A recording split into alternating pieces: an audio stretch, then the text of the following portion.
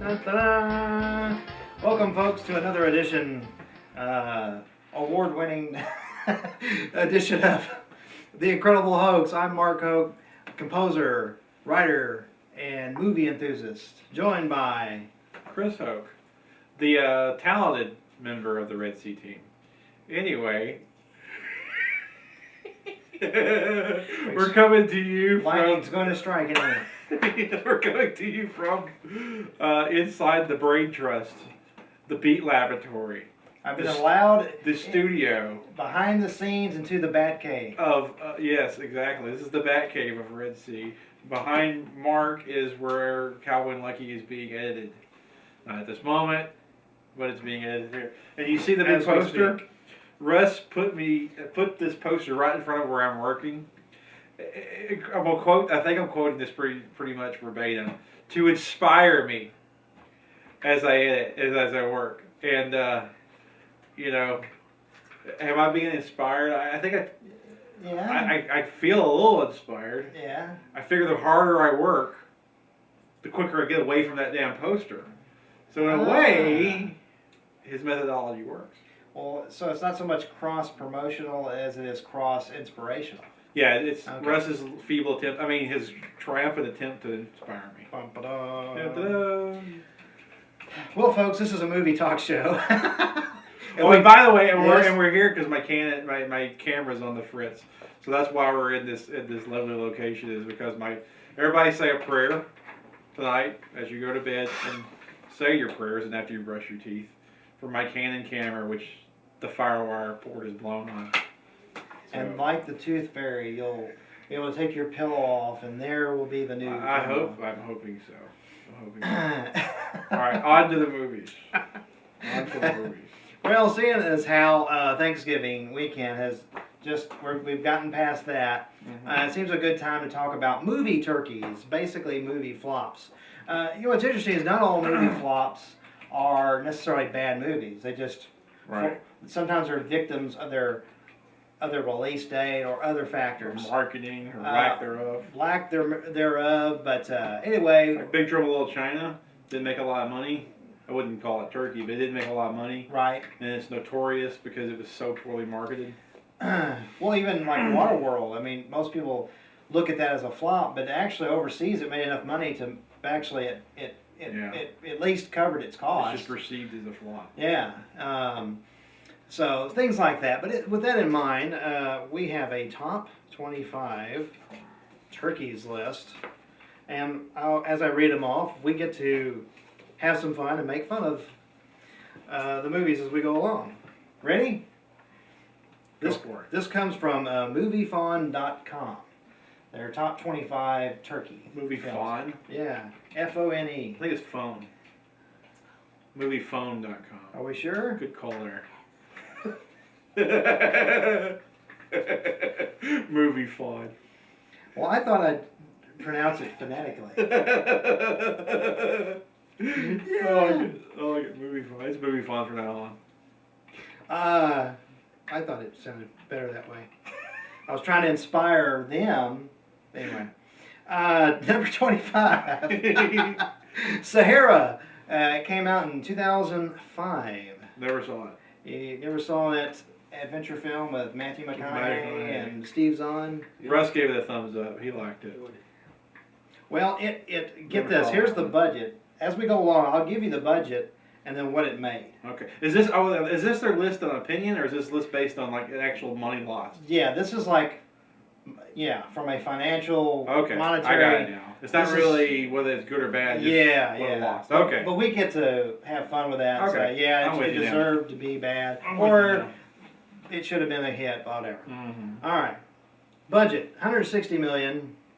Domestic gross: $68.7 million. That's for Sahara. Huh. Well, they should have spent that much money then. Yeah. Well, if you see the movie, I just think it's weird anyway, because I remember. I just never. I mean. Yeah, it came out like in April that year. It was just kind of. Mm-hmm. I'm not sure what they were trying to accomplish by that movie. It could have been just a good kind of popcorn movie, but $160 million. Is the Penelope Cruz naked in it? No. Then I'll not be watching it. See, there you go. Alexander is number 24. It came from 2004. It's Yeah. the Oliver Stone Alexander the debacle. Great movie. Yeah. Did you like it? No, I said it was the Alexander the Great movie, not it was a great movie. Oh, okay. Well, I misheard you there. I was like, really? You liked it? No, I mean, I didn't thought care it for sucked. it. But, I thought it sucked. the budget. Other than Angelina Jolie, I didn't like anything about it. Well, there you go. And that's just because I like Angelina Jolie. She could like do nothing, I'd still like her. And she pretty much did do nothing in that movie, so it Yeah, kind of proves my it's point. kind of like Wanted. Son of a bitch. He knows I like Wanted too. Anyway, the budget was 155 million, and it only made 34 million Wow. domestically. We got spanked. Okay. And a movie I know that me and you both have never heard of. Number 23 is Inchon, 1982. It was like this war epic. Never heard of it. Yeah, I never heard of it either, but it tanked badly. They spent $46 million in 1982. That's a lot of money. That's a lot of money, and it only made 5.2 million. So basically, in adjusted gross, that would have been like spending A lot. 190 million or something for this turkey. Wow. All right. Yeah, that's a spanking. Poseidon, 2006. That was that remake of the Poseidon Adventure, It was pretty crappy. and I didn't even bother watching it. And I'm a Kurt Russell. I saw fan. part of it. It was like on cable, and I saw probably about 80% of it. It was pretty terrible. Well, one of the reasons why it probably made $0 is because when it came out, you were like, well, I've already seen this movie. You know what I mean? It's sometimes remakes just kind of hit you, and you're like, well, Yeah. I've already seen this. And the first wasn't that good. It had a budget of 160 million, and it made 60.7 million. There's a weird part in the movie where this elevator shaft, Yeah. and this guy's hanging by this guy's feet, and I think Richard Dreyfuss has to kick him off, and he falls all the way to his death, and gets stabbed on all this rebar and metal, and it's just, you know, Excessive. I would call it excessive. I'm the last guy to say something excessive, but it was awkward. It was an awkward moment. Well, number 21 was Speed 2 Cruise Control. That was a big piece And that was terrible. I mean, Horrible movie. they spent 80 million just to crash the boat alone. And it takes forever, and it's ridiculous. Because remember, it's a big freaking ocean liner, and like, Yeah. it's, you know, the size of what? Mars. And it's coming down on people, and there's like people in like little sailboats who just happen to see it just as it comes upon them, Right. and they yell and they get out of the way. It's like it's a freaking huge ocean liner. How'd you? Well, how self-involved How did are you- you to How not did you see not see this that coming? monstrosity? You should have seen that coming. You know. Just the waves from it alone. I You know, think your right? boat would have been like, hey, what the hell? Right. Yeah, Horrible movie. 160 million is what it took to make it, and 48.6 million is what it actually made. Wow. And you know that was a terrible. Anytime when your villain is like he got a virus from a computer. And did he get it just like from watching the screen and stuff, or something like that? Well, I can't remember if he was a hacker, but it was a stupid. It was dumb. It was a dumb. Yeah. There's Skip it. nothing redeemable about that movie. Oh, there is one thing redeemable about that movie. What? Is Sandra Bullock looked hot in that movie. I will give you that. Yeah. But after the first 5 minutes, you're like, okay, so what? Yeah, but she's no Angelina Jolie. Well, She's not. Anyway. number 20, One from the Heart. This is that Francis Ford Yeah. Coppola movie. Yeah. You know why this one? Say what it costs. It took 25 million, and get this, it didn't even make $1 million. It made $636,000. You know, the reason that movie cost so much was because, if I remember right, he had this trailer built. And it was the first movie to ever do this. And he had this trailer built, and it had all the monitors in, hooked up the cameras, so he could sit in the trailer and watch the feed from all the cameras, so he could basically do what is kind of commonplace now. Right. But that was the first movie to ever do it. And he spent a whole bazillion dollars to make that system work and make it happen. So even though it was like a big financial failure as a movie, it should be praised because it it pioneered a whole new way of making movies. Well, it was originally budgeted at $2.5 million. Yeah. So by the time he got through making those modifications, it was $25 million. So you're talking about going over budget like 600%. Yeah, I mean, no doubt. Oh, wow. He definitely took on the chin, but I mean, it did some good come out of it. I never saw it either. Some of these on this list, you're like, boy, I don't even remember this. There's from number 19 was All the King's Men. Not the old one either. Yeah, not the old one. It was a new version that supposedly was more faithful to the book. They always say that on remakes, more faithful to the book. 2006 with Sean Penn and Jude Law, and I'm like, boy, I don't remember that movie. I remember it, but it didn't do anything. Yeah, well, apparently I not. didn't watch it. It was like 55 million, and it made 7.2 million. Yeah. So go figure. Number 18, Leonard Part 6. That's that Bill Cosby travesty. Never watched it. You know, when you make something for around 15 million, it only makes what 4.6. Yeah. And that was probably a lot of ticked off people. 17, Shanghai Surprise, 1986. That's that Sean Penn Madonna movie. Good Lord. Even for its day, it was made for 17 million, made 2.3 million. Never saw that one. Me neither. God, there's a lot of these I haven't seen. I wonder if I'm supposed to have seen these movies. Well, as we get closer to, like, in the top 10, you should know some of these. Okay. We'll just kind of we'll go right through the rest of this. Sound of Thunder? Oh, wait, I missed one. You missed one. Basic Instinct 2. Yeah. I didn't bother with. No. The Sound of Thunder, 2005. I mean, she was like 68 years old when she made that thing. Well, Basic Instinct 2. Who wants to watch that? She was collecting Social Security when she did Basic Instinct 2. Who wants to watch that? From her. Not me. At 68. Well, to me, if you didn't make it by 95, that was like okay, this is it. 1995. You don't make it then. Who cares? No offense to old cougars and everything, but there's a limit that we want to watch. And you notice the older she gets, the more Sharon Stone's eyes just get more and more crazed. Have you noticed that? She has that kind of like, you know, we'll edit it out, folks. So yeah. Yeah, there's limits. Yeah. There's a window of opportunity. I think it's right and good that movie didn't make any money. Yeah, I agree. A Sound of Thunder, that movie at number 15 was directed by Peter Hyams as a sci-fi movie, and I never heard of this thing. Never heard of it. They just dumped it. Hudson Hawk. Hudson Hawk, Burns was in it. And Ed Burns was in it. You saw that one? Yeah. Was it good? It's okay. It's more of they get to go back in time. Yeah. They take people back in time, and they have to stay on the path.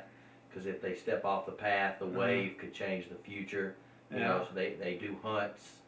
It's with like guns, and one, of course, somebody steps off the path, and they come back, and it's all evolved. But was it a mess? That's the question. Yeah, it was pretty shit. It was terrible. Russell says it was a POS. Yes. We'll take his word for it. Yeah, we got some more word from the panel about that movie. And do you want to see a 68-year-old naked Sharon Stone?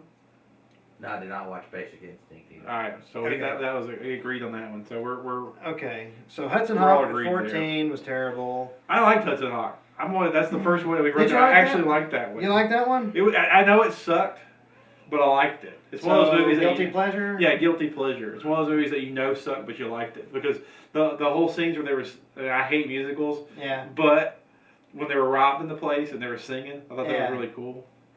That was pretty funny. Well, the best part of the movie is though when Bruce Willis beats the hell out of the mime, played by David. Oh Caruso. yeah. If folks to remember. But there's also a scene where he gets hit. Yeah. God, he says something really funny. God, I'll have to watch that movie now. Because there's a really funny scene where Bruce Willis gets hit, and he says something really funny. And I remember laughing really hard, and that's all I remember. Well, rounding out this list, here we go. Howard the Duck was next at Never watched 13. It's terrible. Trust me, it's terrible. Yeah, he agrees.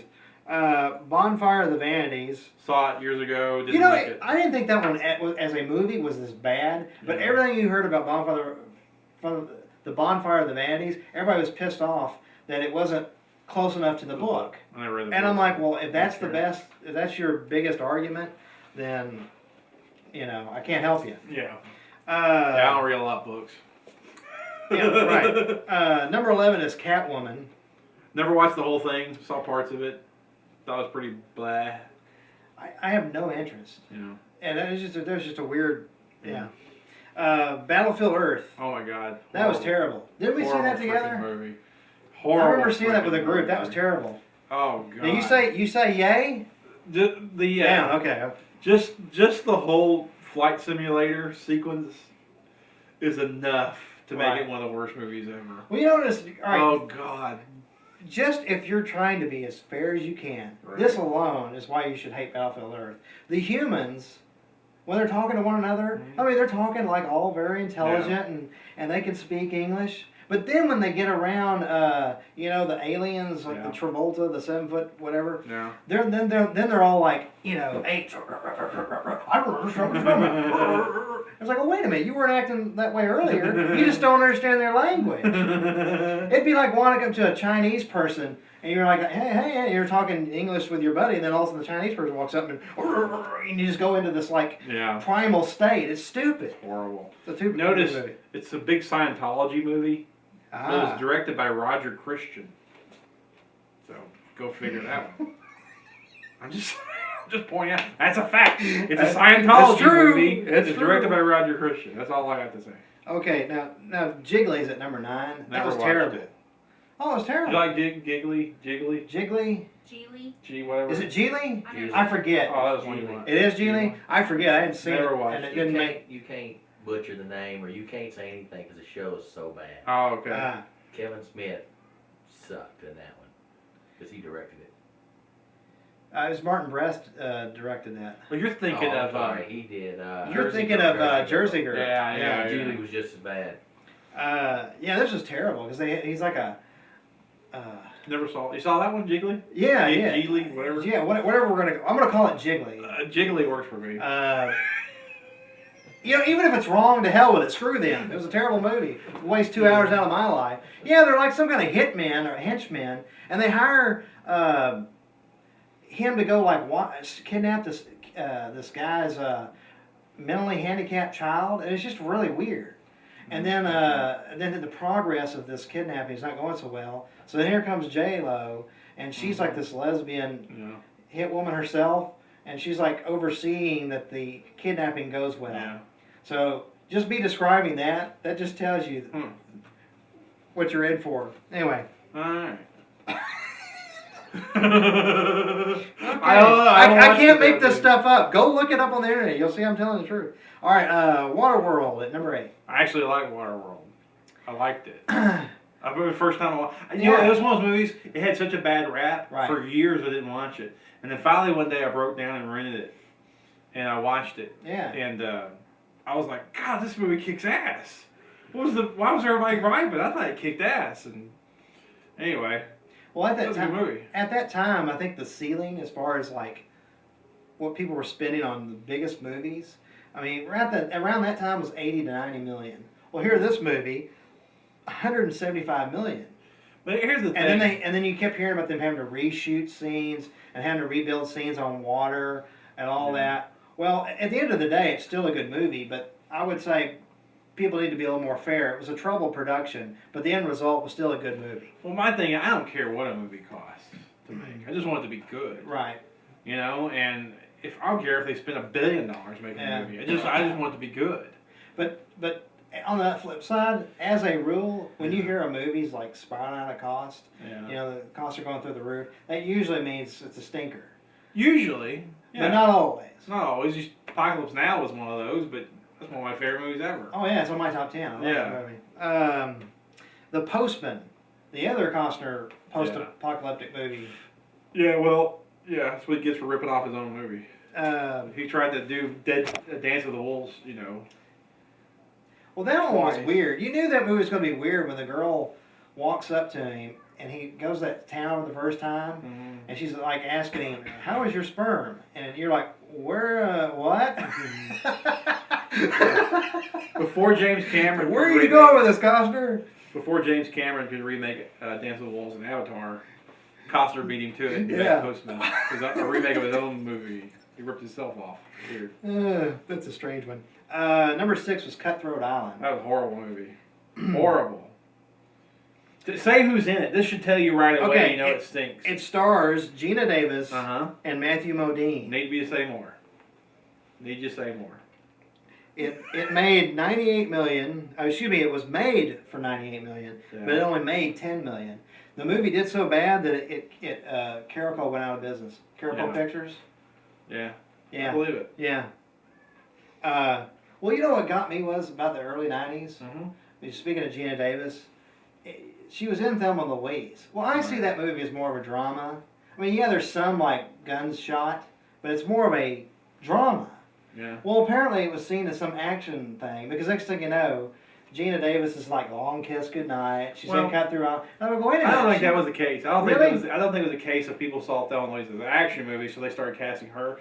It's just every actor who has like a big Oscar type movie, which she was nominated for Thelma and Louise, so was Susan Sarandon. Okay. You notice their next movie is always a freaking action movie. Like what's her face? Charlize Theron wins for Monster. Next movie she does, Aeon Flux. Yeah. And Nicolas Cage does Leaving Las Vegas. Next movie he does is Con Air, I think. Yeah. Well, soon after. Con Air. Yeah. I think it was or was it The Rock? Maybe it was The Rock. It might have been The Rock. Maybe it was The Rock. Your point's still valid. And then on and on and on. They win Best Picture. The next movie's an action movie. And to me, it had nothing to do with Thelma and Louise being an action movie or not being an action movie. Okay. She just was big. Boom. They made. They started putting her in those kind of movies. Well. I don't know why. Yeah. They just do that. Her husband directed Cutthroat Island. She married that blonde-headed dude. Yeah, Rennie Harlan. Yeah, Rennie Harlan made that piece of crap, and he made Long Kiss Goodnight. He also made Driven. Long Kiss Goodnight. Huh? I like Long Kiss That Goodnight. movie sucked. Well, it didn't. That one didn't make the list, so you're in luck. Although Long Kiss Goodnight is also part of conspiracy theory lore. Do you know that? Because it had a plot element, a subplot element of a plane crashing into the World Trade Center. So it's part of conspiracy theory lore now. Did not know that. Yeah. Well, rounding out the top 5. All right. Let's put it on. Okay. On. Overdrive. Yeah. Okay. Cleopatra, 1963. No, it's notorious, but never saw it. The budget was $44 million. Now, let me adjust this for today. Mm-hmm. That means adjusted cost for it was $307.5 million for Cleopatra. That puts it right in the rankings for most expensive movie ever. Then. Oh yeah, yeah. It's in like it's still in the top 3, I think. It have to be. And it made $26 million. So which would be adjusted to half of. Yeah. So it'd be about $150 million. Right. So.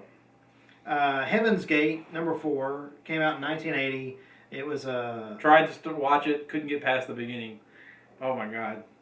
It has literally the first 30 minutes is a graduation ceremony. And I'm not making that up. I'm not exaggerating that. Yeah. The first 30 minutes is a graduation ceremony.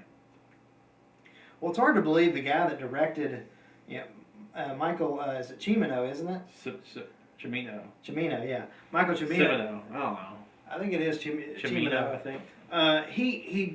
He did that movie, Thunderbolt and Lightfoot.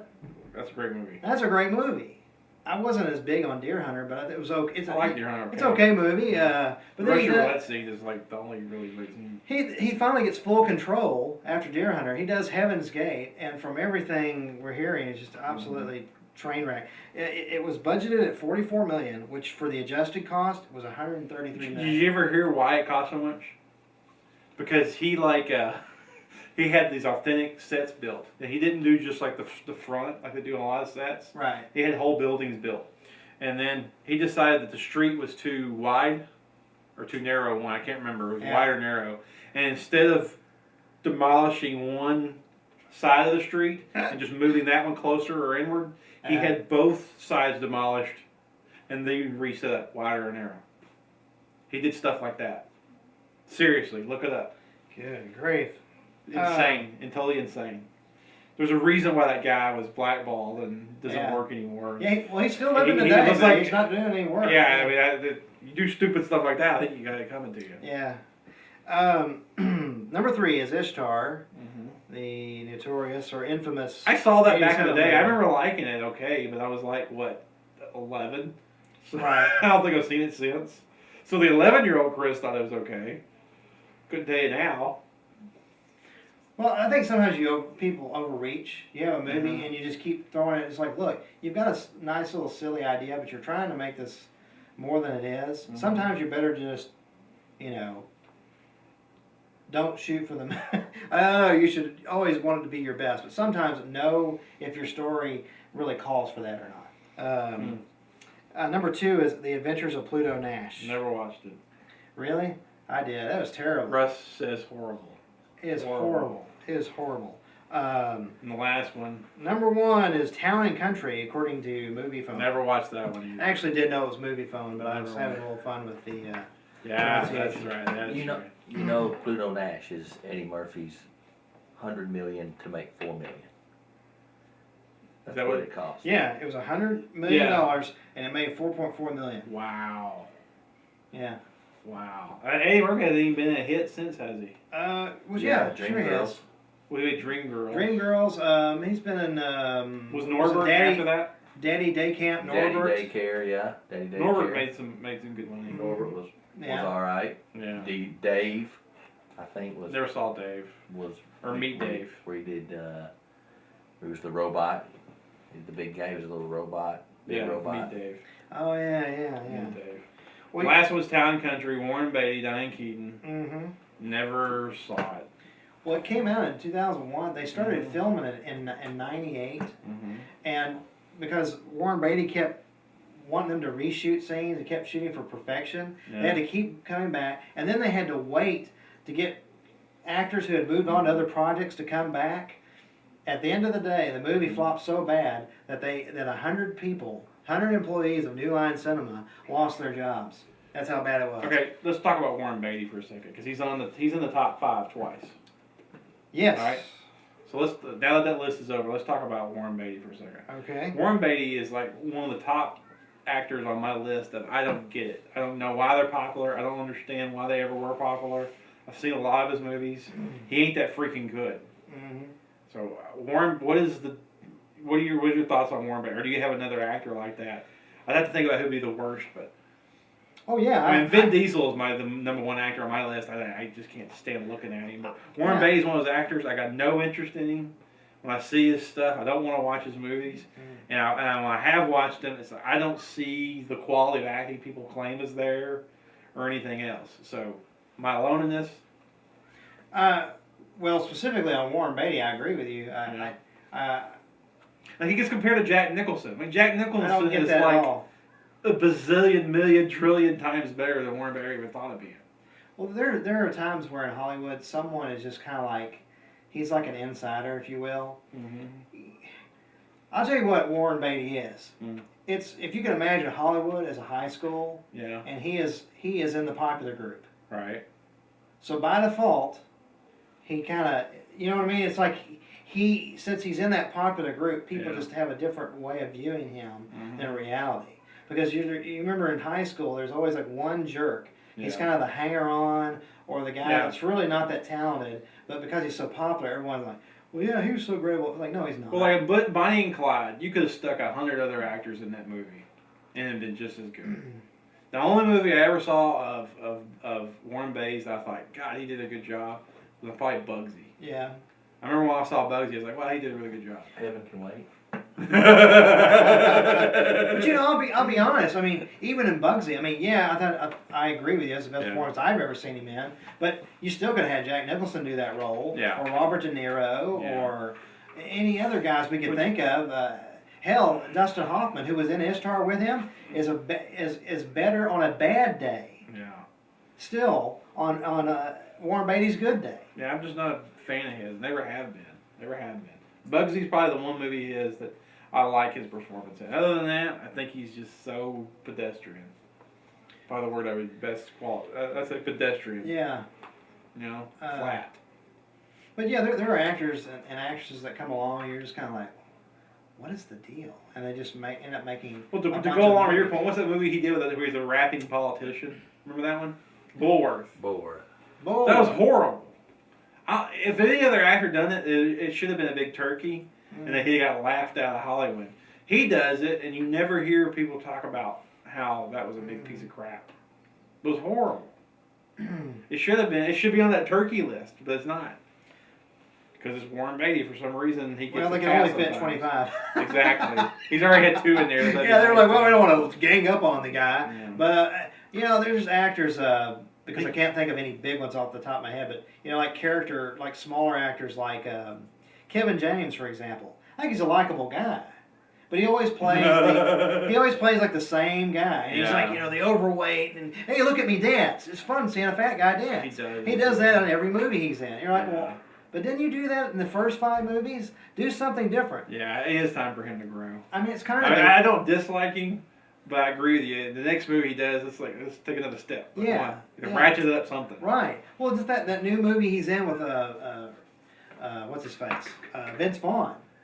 From the previews, here he is kind of doing the same crap. And it looked like here we go again. It doesn't look a very good movie. That's just annoying to me. You'd like to see a little growth. Well, he has a preview for a movie coming out called Zookeeper, and that I think it's coming out. I don't know if it's a summer or a when, but anyway, sometime next year. That has the potential to be pretty funny. Mm-hmm. But I agree with you on Kevin James needs to step it up. I don't dislike him, but I think he definitely needs to step it up.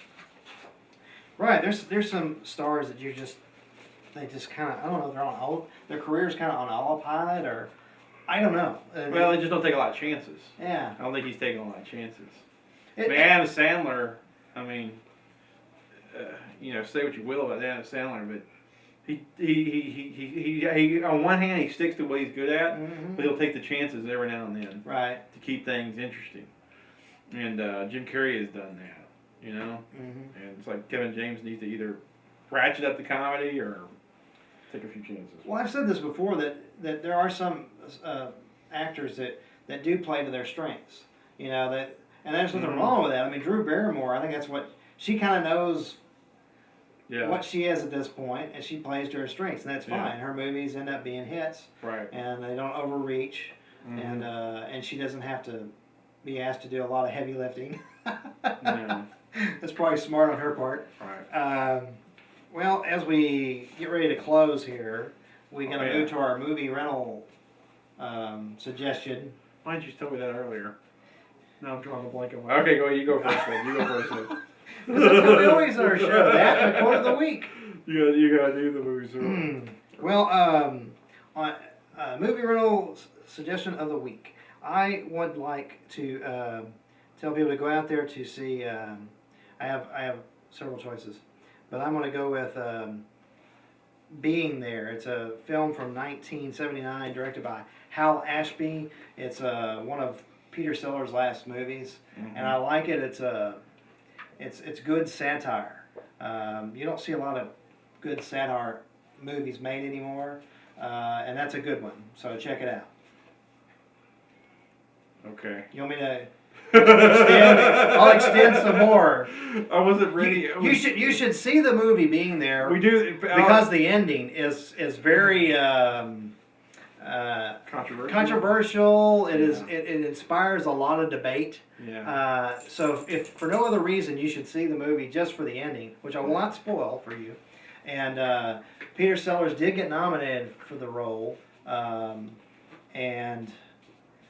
Have I extended long enough? Yeah. All right. I guess my movie rental. I'll just go ahead and get stuck with Bugsy since I talked about it. Since Warren Beatty's got 2 crappers on that list we just read off today, go rent one of his good ones. There you go. To be fair and nice. Bugsy's a good movie. It was Barry Levinson. Yes. Made that movie. That was before Barry Levinson disappeared from the face of the earth. That was like his last good movie, wasn't it? This was his last really good movie. Yeah. And what's her face? Annette Bening. Yeah. Is really good in it, and it's a good movie. Right. Check out Bugsy. And for all you people that read the People magazine and whatnot, that's where Warren and Annette got together, so you can see it for that. Yeah. And her life was you never can see the real life magic also got caught on screen. Yeah. Ooh. That's what they like to say. Now, you'll have to forgive us, folks, because we try to shoot these things in order. So our quote of the week, we got a little off continuity-wise. So we apologize for that. Last time, this was the quote of the week. Stay with me, folks. Yes, one moment, please, but an important one. We've been through stretcheroo. Next will be stretch mark. When will it end? If you got this, you're a kindred soul. That is from the movie Vibes, 1988. Jeff Goldblum says it to Cyndi Lauper. So if you remember that scene, Peter Falk was in it. He was hysterical in that. Yeah. But I don't even consider it a guilty pleasure. I just really like the movie. But some people would consider it guilty pleasure. Yeah, I like it. It's a lost, forgotten movie. I never watched it, but yeah. Yeah, it's quirky. It's really hard to find. It's quirky. I should have made that my movie rental, but there it is. What's the new quote of the week? Quote of the week for this week. Here we go. Don't push that baby in the Savior's face. He'll touch it later. One more time. Don't push that baby in the Savior's face. He'll touch it later. So, considering it's a holiday That's a weird season, I'm guessing people will figure this one out. I don't know. I had a guess in my mind when I snuck a peek. I think I was right. Yeah. Okay. Yeah. Now, the only reason I got that was because of the context. I got you. So. Well, that one, it's kind of trying to be a little less hard this week. Right. All right. So, if you want to guess the quote of the week, which is again, do it one last time. Don't push that baby in the Savior's face. He'll touch it later. All right. You'll go to our Facebook page, The Incredible Hoax, on Facebook, post on our wall, or email us at hoke@redseatelevision.com. That's hoke@redseatelevision.com. All right. In closing thoughts, look for Cowboy and Lucky coming soon. Oh yeah, January. What were we supposed to tell them about the movie? I forgot what we're supposed to tell you about the movie.